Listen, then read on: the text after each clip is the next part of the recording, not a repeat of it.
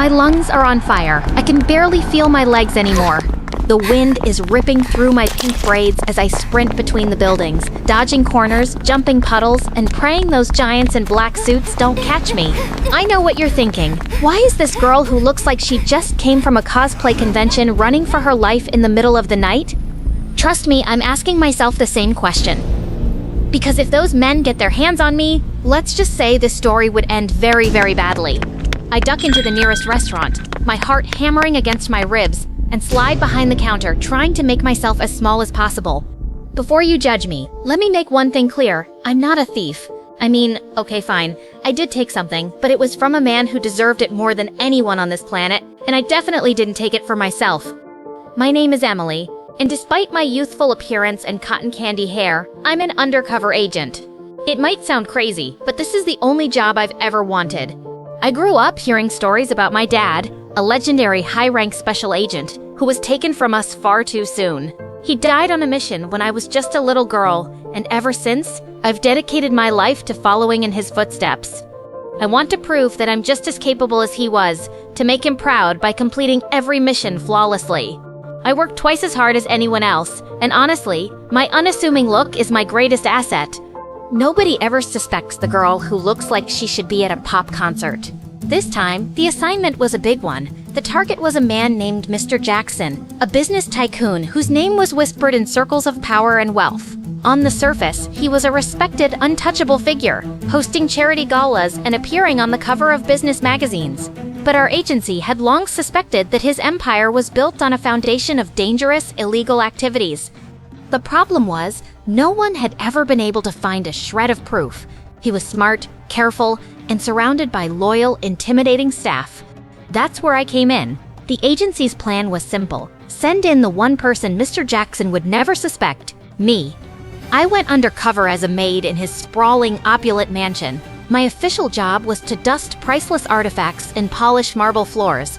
My real job, to gather information, observe his every move, and report everything back to my boss.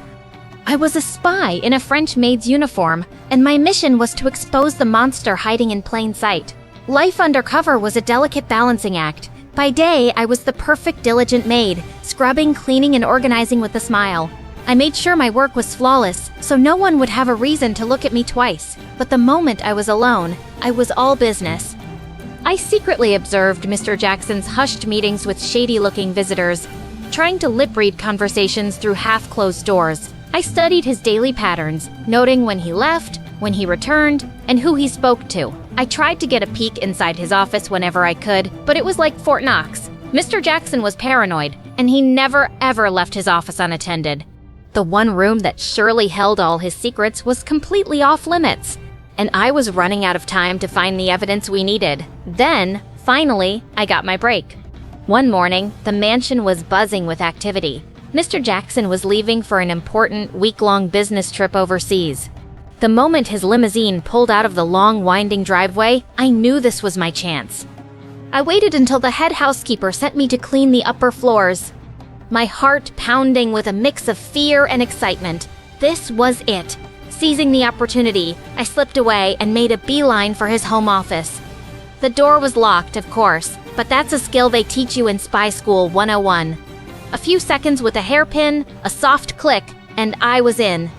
The office was dark and imposing, filled with mahogany furniture and the faint smell of expensive cigars. I went straight to his massive desk and started searching. Drawer after drawer was filled with boring corporate paperwork, nothing incriminating. But then, tucked away in a hidden compartment behind a bookshelf, I found it. A thick folder simply labeled Top Secret Files. My hands trembled as I opened it. It was worse than we could have ever imagined. Inside were detailed records of drug trafficking operations, shipping routes for illegal diamond smuggling, and elaborate money laundering schemes. There were lists of high-profile clients and criminal partners, and evidence linking Mr. Jackson to some of the most dangerous international crime networks in the world. This was the Holy Grail. This was everything. I didn't just take a few photos, I took the entire folder. I was just slipping the folder under my uniform when I heard a noise. My blood ran cold. As I turned to leave the office, two of the mansion's guards, the same massive guys who were basically Mr. Jackson's personal bodyguards, rounded the corner. They spotted me instantly, their eyes widening with suspicion before narrowing into angry slits. "Hey, what are you doing in there?" one of them shouted, his voice booming through the silent hallway. That's when I ran. I didn't even think. I just bolted, clutching the precious files to my chest. "Agent Emily to base. I'm compromised," I whispered frantically into my hidden earpiece as I sprinted down the grand staircase. "I have the evidence, but I'm being pursued. Sending you my location now." I burst out of the mansion's back door and into the city streets, the guards hot on my heels. I gave my boss real-time updates as I weaved through crowds and traffic. My only goal to keep the evidence safe and outrun the two brutes behind me. That's how I ended up here, huddled behind the counter of a busy downtown restaurant, my breath coming in ragged gasps. The smell of garlic and tomatoes filled the air, a stark contrast to the metallic taste of fear in my mouth. I tried to stay silent, pressing myself against a stack of pizza boxes, praying they would just run past. But my luck had run out. Moments later, the restaurant doors burst open and the two big guards stormed inside. Their eyes scanned the room, and it didn't take them long to spot my bright pink braids peeking out. They cornered me, their massive frames blocking my only exit. "Give us the folder, little girl," one of them growled, his voice low and menacing. "The boss wants it back. Don't make this difficult." Just as one of them reached for me, the doors swung open again. But this time, it wasn't a customer. "Freeze, FBI!" My boss strode in, flanked by a full team of uniformed officers with their weapons drawn. The two guards froze, their faces a mixture of shock and fury. The officers moved in swiftly, slapping handcuffs on their wrists and reading them their rights. Relief washed over me in a wave so powerful, my knees almost buckled. I shakily handed the folder to my boss. "It's all in there," I managed to say. "Everything." After the authorities reviewed the explosive contents of the files, warrants were issued immediately. Mr. Jackson was arrested the moment his private jet touched down, and his entire network of criminal partners was dismantled. Back at the agency, I gave my full report. When I was done, my boss, who was usually a man of few words, looked at me with a rare smile. I was praised for my bravery, my intelligence, and my quick thinking under pressure.